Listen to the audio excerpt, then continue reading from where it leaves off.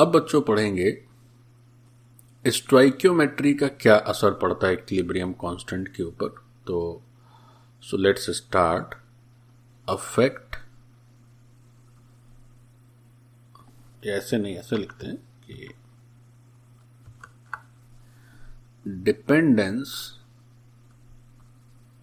Dependence of stoichiometry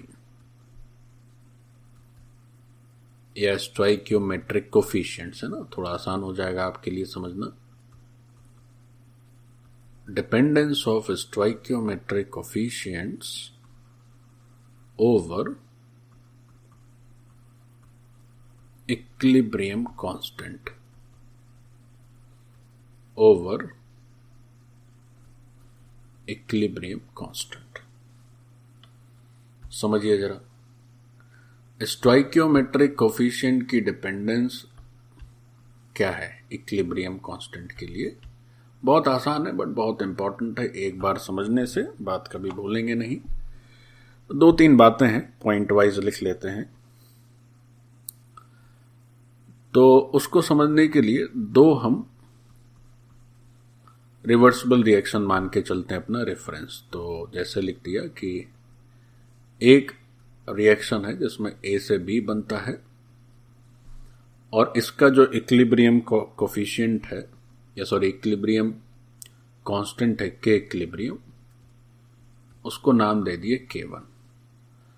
फिर एक बनता है C, C से बना D, तो इसका जो इक्विलिब्रियम कांस्टेंट है उसको नाम दे दिए K2। ठीक, अब देखिए क्या होता है स्टोइकियोमेट्रिक कांस्टेंट स्टोइकियोमेट्रिक कोफिशिएंट को चेंज करने से क्या फर्क पड़ता है। तो हम लोग रूल के फॉर्म में लिख लेते हैं ना। So let's start with rule 1।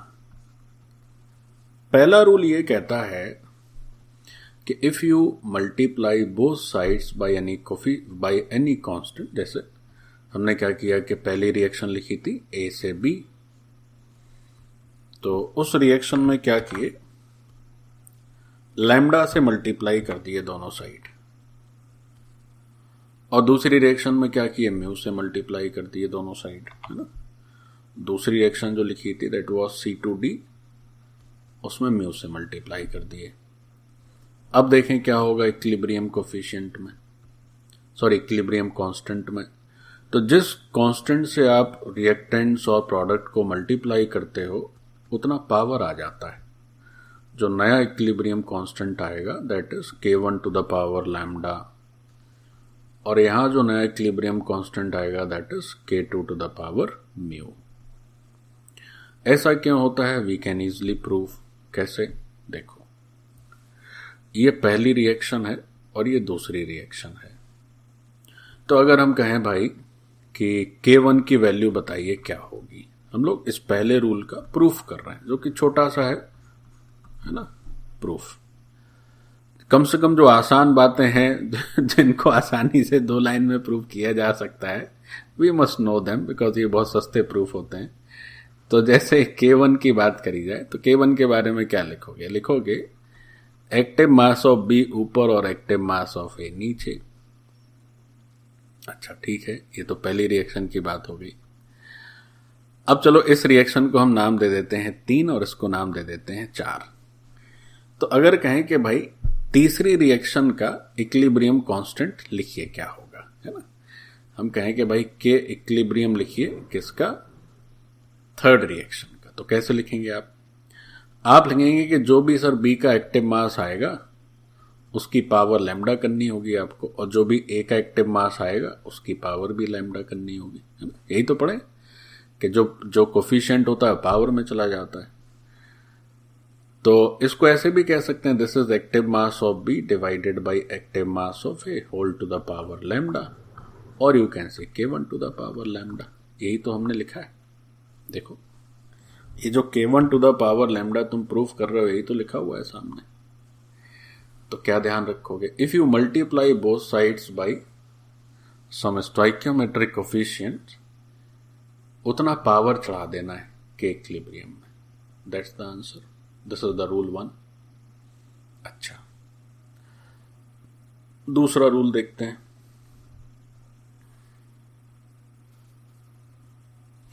या रूल 1 का एक और एग्जांपल कर लेते हैं। चलिए,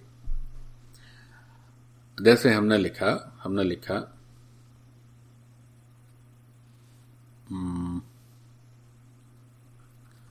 2NH3 गैस, और यहां से क्या हो गया, यहां से हो गया N2 + 3H2 गैस। तो इसके लिए अगर इक्विलिब्रियम कांस्टेंट आप K लिखते हैं या K नॉट लिखते हैं, इसके लिए K नॉट लिखते हैं, तब जैसे 2 से मल्टीप्लाई कर दिए तो 4NH3 कर दिए, और फिर यहां पे 2 नाइट्रोजन कर दिए, और यहां पर 6 हाइड्रोजन कर दिए। तो इसका जो इक्विलिब्रियम कांस्टेंट लिखोगे वो लिखोगे K02। इसमें अगर आप क्या करें, 5 से मल्टीप्लाई कर दें, है ना। So this is as we are multiplying by 2। यहां पे क्या हो रहा है, 2 से मल्टीप्लाई हो रहा है तब ये आ रहा है। अब कोई 5 से मल्टीप्लाई कर दे तब क्या हो जाएगा, 10 ammonia 5 nitrogen 15 hydrogen. So if you multiplying this first reaction जो आपका रेफरेंस है by 5, your equilibrium constant will be power 5। बस इतनी सी बात है। चलो, now this rule 1 is definitely clear to you। अब हम आते हैं दूसरे रूल पर। दूसरा रूल क्या कहता है, देखिए, वो जो आपकी रेफरेंस थी फर्स्ट और सेकेंड रिएक्शन, अगर हम क्या करें, उन दोनों में से किसी भी एक रिएक्शन को से पलट दिया जाए। जैसे A से B था, अब B से A कर दें। क्या कर दिए, पलट दिए।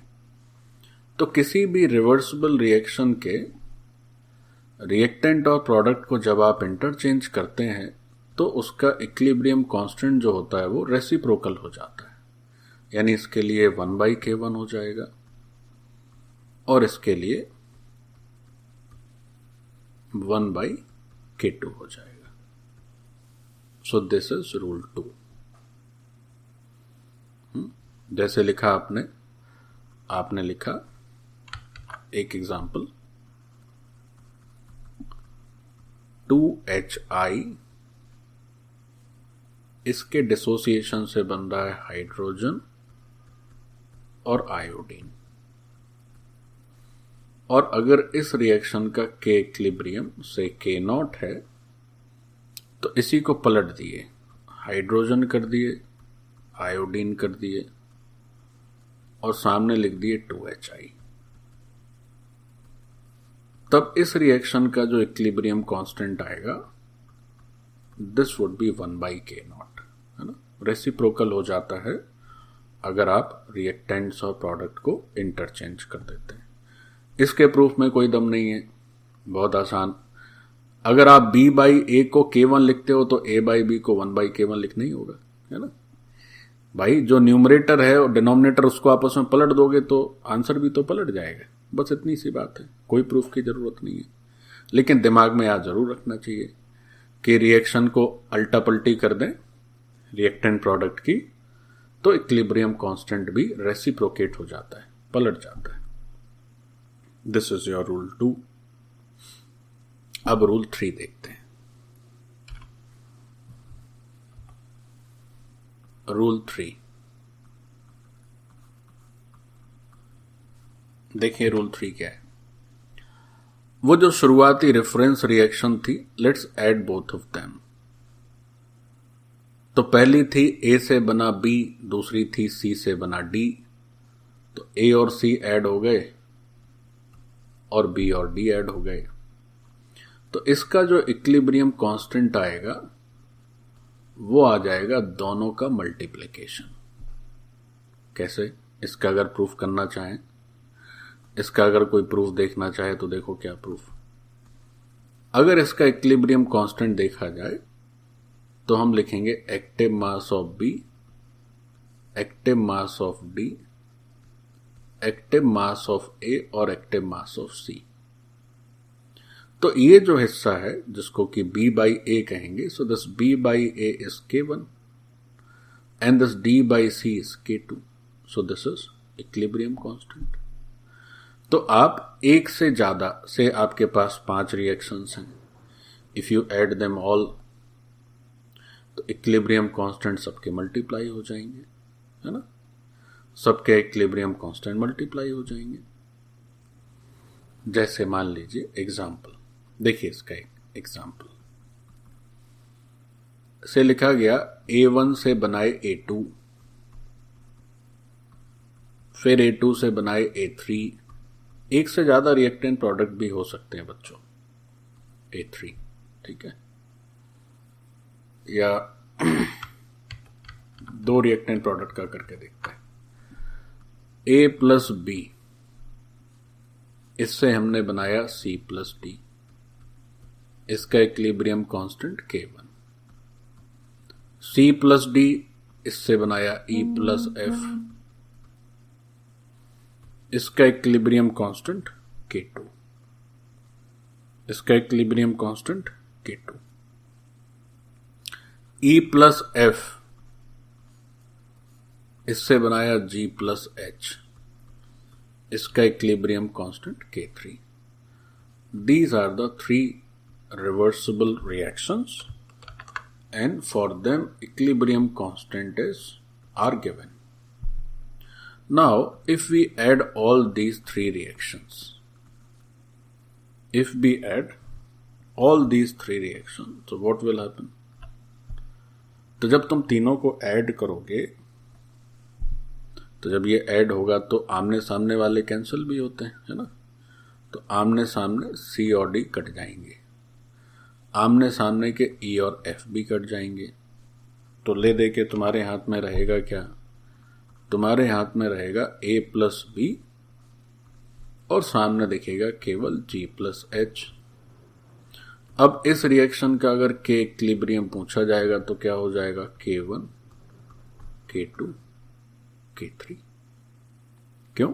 हमने पढ़ा है, if we add the reactions what happens? Equilibrium constants get multiplied with each other. So this is K1, K2, K3। हो गया complete.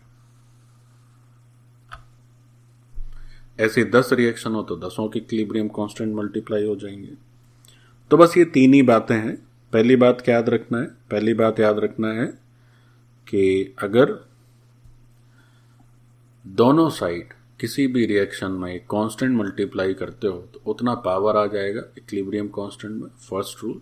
Second rule, if you interchange reactants and product with each other, equilibrium constant will get reciprocate.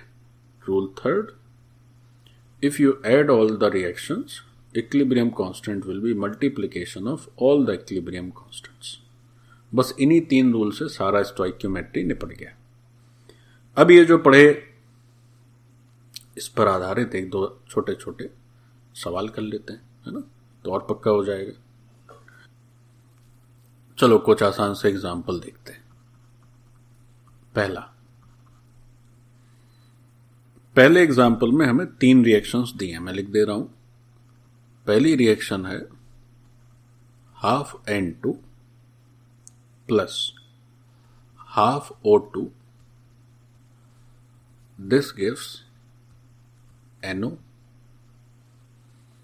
एक दूसरी reaction दी है which is nitrogen plus 3 hydrogen, this gives 2 ammonia. तीसरी reaction दी है H2 plus half O2, this gives H2O।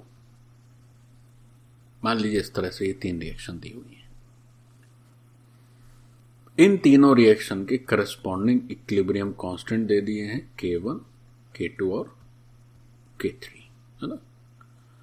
ये तीनों बातें अपने को मालूम है, फर्स्ट, सेकंड, थर्ड। अब पूछा गया क्वेश्चन कि फाइंड के equilibrium for 4NH3 plus 5O2 and this gives 4NO plus 6H2. This is the question. आपको equilibrium constant in 3 reversible reaction का देके इस रिवर्सिबल रिएक्शन के लिए पूछा गया कि आंसर क्या होगा। कैसे करेंगे देखो, कैसे सॉल्व किया जाएगा। अब इस सॉल्यूशन में इतना ही दिमाग लड़ाने की जरूरत है कि anyhow we must produce this reaction using these 3। कुछ भी अल्टा पल्टी करके गुणा भाग करके यहां तक पहुंचना है, इनका प्रयोग करना है। देखो कैसे किया जाए। इनको नाम दे देते हैं, से दिस इज रिएक्शन नंबर, ये तो क्वेश्चन नंबर 1 लिखा हुआ है, इसको पहली रिएक्शन नाम दे दिए, दूसरी, और ये हो गई तीसरी। अब देखिए अमोनिया रिएक्टेंट साइड है, जबकि इन तीनों रिएक्शंस में अमोनिया एक ही जगह है और वो भी प्रोडक्ट की तरफ है। तो अमोनिया को पीछे लाना होगा, यानी कि जो दूसरी रिएक्शन है उसको तो पलटना पड़ेगा और पलट के 2 से मल्टीप्लाई भी करना पड़ेगा, है ना, क्योंकि यहाँ 4 अमोनिया है। अच्छा, दूसरी बात, अब ऑक्सीजन, तो ऑक्सीजन तो 2 जगह है, रिएक्टेंट ही तरफ है, यहां भी रिएक्टेंट ही, अच्छी बात है। फिर है नाइट्रिक ऑक्साइड, ये प्रोडक्ट की तरफ है, यहां भी प्रोडक्ट है, अच्छी बात है। और यहां 4 है, यानी कि पहली रिएक्शन में हमें 4 से मल्टीप्लाई करना होगा, तब 4NO मिलेगा। फिर है H2O, H2O रिएक्टेंट साइड है हमारे फाइनल जो जिसका हमें लिखना है उसमें भी रिएक्टेंट साइड है, बट 6H2O है, यानी हमें यहां पर 6 से मल्टीप्लाई करना होगा। कैसे समझे, पहले देख लिया अमोनिया कहां दिख रहा है, O2 2 जगह दिख रहा है तो उस पर ध्यान नहीं दिए, O2 को हमने बाईपास कर दिया। हमने पहले उनको देखा जो एक ही एक जगह है। अब NO एक ही जगह यहां पर है, सेम साइड है, तो बस 4 से मल्टीप्लाई कर देंगे। H2O एक ही जगह है, सेम साइड है, तो 6 से मल्टीप्लाई कर देंगे। So now, so what we will do, पहली रिएक्शन में 4 से मल्टीप्लाई करो, तीसरी रिएक्शन में 6 से मल्टीप्लाई करिए, दूसरी रिएक्शन को पलट दीजिए, तो मैंने -2 लिख दिया, मतलब पलटना, और पलटने के बाद फिर 2 से मल्टीप्लाई कर दीजिए। तो पहले ये समझ लें कि इतनी तिकड़म से क्या हम यहां तक पहुंच रहे हैं, क्या हम यहां तक पहुंच रहे हैं। देखो पहली में 4 से मल्टीप्लाई करो, लिखो, पहली में 4 से मल्टीप्लाई किए तो 2 नाइट्रोजन हुआ, 2, अब ये सब गैसियस है तो बार बार मैं अब गैस नहीं लिख रहा हूं, समझना ही तो है। 2 नाइट्रोजन 2 ऑक्सीजन, पहली में 4 से मल्टीप्लाई, चूंकि काफी आने तो थोड़ा दूर लगाते हैं रो, है ना, और 4NO, तीसरी में 6 से मल्टीप्लाई, इसमें 6 से, तो 6H2 3O2, 6 से मल्टीप्लाई करेंगे तो 6H2 इधर आ गए। दूसरी को पलटना है, 2 से मल्टीप्लाई करना है, तो 4 अमोनिया, ये सामने जाएगा तो 2 नाइट्रोजन और 6 हाइड्रोजन। अब बात एकदम ओके हो गई, दूसरी को पलटना है और 2 से मल्टीप्लाई करना है, कर दिए। अब समझो, क्या जो चाहते थे वहां पहुंचे। तो देख लें क्या आमने सामने कुछ कैंसिल होने के लायक नजर आ रहा है, आ तो रहा है भाई। यहां के 2 नाइट्रोजन सामने के 2 नाइट्रोजन से निकल गए, यहां के 6 हाइड्रोजन सामने के 6 हाइड्रोजन से निकल गए, तो बच क्या गया, बच गया हमारे पास 4 अमोनिया और 5 O2, है ना, 3 + 2 5 O2, और क्या बच गया, 4 NO और 6 H2O। तो यानी जो चाहते थे वहां पहुंच गए। ये बहुत आसान है, क्योंकि भाई और कोई तरीका हो ही नहीं सकता। आपको 4 अमोनिया चाहिए तो पलट के 2 से मल्टीप्लाई करना ही होगा। आपको 4 NO चाहिए तो सीधा सीधा रख के 4 से मल्टीप्लाई करना ही होगा, क्योंकि एक ही एक जगह है ना, रिसोर्स तो उसका एक ही है। H2 एक ही जगह है, तो इसी से 6H2 बनेगा, तो 6 से मल्टीप्लाई करना ही होगा। अब के इक्विलिब्रियम देखो, पहली में 4 से मल्टीप्लाई किए, so it is K1 to the power 4। दूसरी में माइनस का मतलब पलट दिए और 2 से मल्टीप्लाई किए, तो जब पलट दिए तो नीचे चला गया, और 2 से मल्टीप्लाई किए तो पावर 2 हो गई। तीसरी में 6 से मल्टीप्लाई किए तो K3 to the power 6, K3 to the power 6 complete. This is K equilibrium, this is K equilibrium, which will be your answer. Okay, now let's have another example. वो भी मिलता जुलता है। क्या है भाई, देखो S और S2 माइनस ये मिलते हैं तो बनता है, सॉरी S2 माइनस नहीं होगा, S माइनस होगा। S और S माइनस इनके मिलने से बनता है S2 माइनस। इस रिएक्शन का इक्विलिब्रियम कांस्टेंट से K1 दे दिया। फिर दूसरी रिएक्शन लिखी जिसमें 2S और S2 माइनस को मिलाया, तो कुल मिलाकर 3 सल्फर हो गए, तो S3 हो गया। चार्ज 2 ही यूनिट रहा, तो 2 माइनस। इसका इक्विलिब्रियम कांस्टेंट दे दिया K2। इसका इक्विलिब्रियम कांस्टेंट क्या दे दिया, K2। पूछा गया find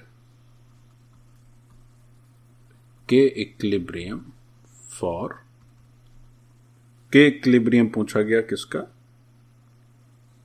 S plus S3 sorry S2 2 minus, और यहां से बना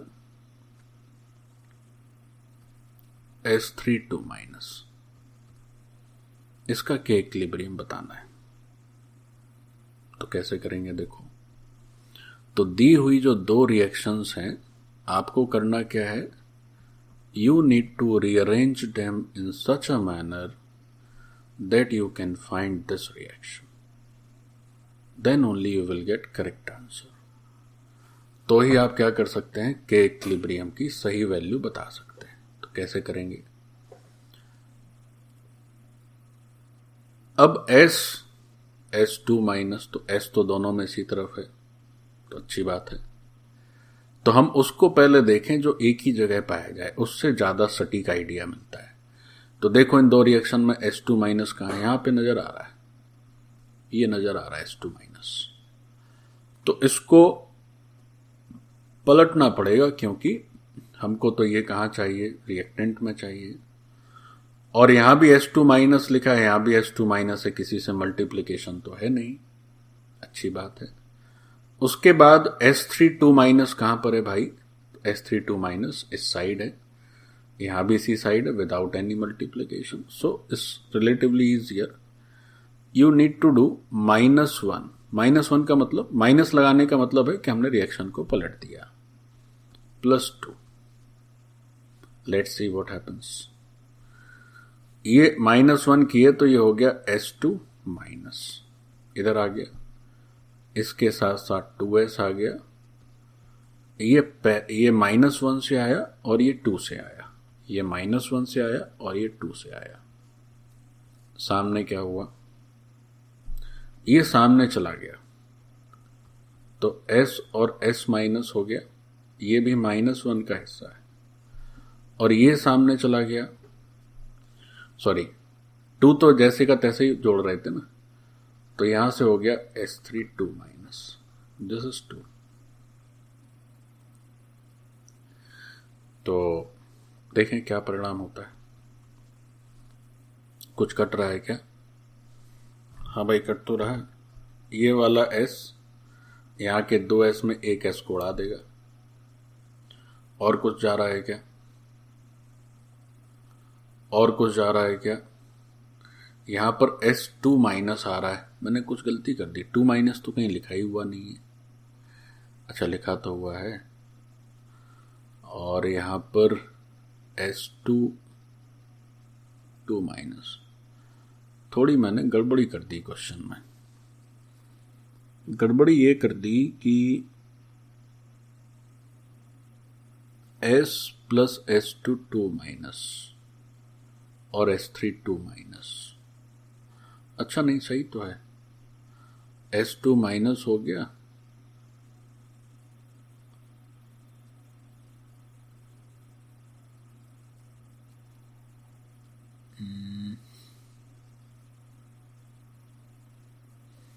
कुछ गड़बड़ी हो गई। एक सेकंड, थोड़ा मैं क्वेश्चन चेक कर लेता हूँ।